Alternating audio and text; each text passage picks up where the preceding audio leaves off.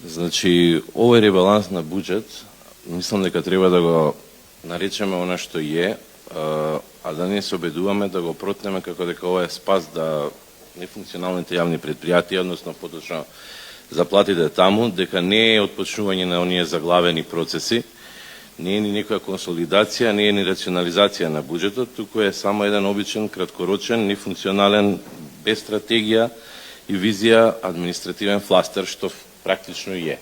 Вистинскиот буџет кој што ќе треба да го разгледуваме, практично ќе биде оној што ќе го добиеме за 30 на дена и таму ќе треба да ги дадеме главните забелешки. Меѓутоа, еве да се осврнеме ова, нека не биде некој си пробен балон или тест, да речеме, за тоа работење, и многу ми е драго што и други советници зема збор за некои работи што веќе ги зборувавме на предходната координативна седница. Јас ќе се осврнам само на еден аспект од ова, а тоа е токму противпожарната заштита, која што овдека гледаме дека имаме намалување на средствата во буџетот, иако тука и краткорочно може многу да се влие. На кој начин? Скопје е град од 6.000 жители.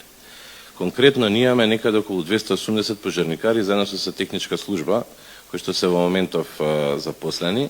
Спрема европските стандарди, град од големина на Скопје би требало да има по еден професионален пожарникар на 1000 жители. Или со густина како што имаме ние и делови со стари градби, дури 800. Што значи дека ние во овој момент во град Скопје имаме половина од потребниот кадар. Че не зборам сега тука за опрема, не зборам тука за возила, туку зборувам за човечка сила. Че практично ние сме на половина, а истите тие луѓе гледавме дека овој период се користеа и за чистење на плоштадот, на чистење на улиците со шмркови, со се.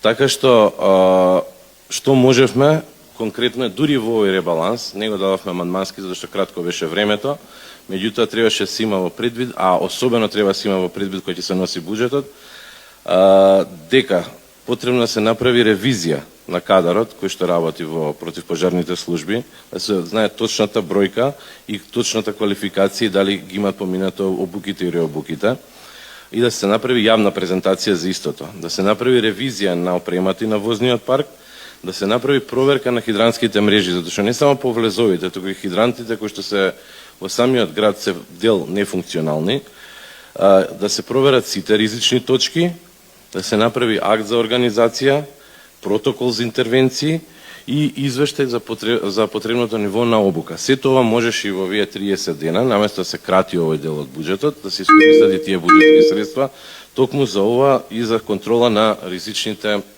бизниси во град Скопје кои што се во моментов.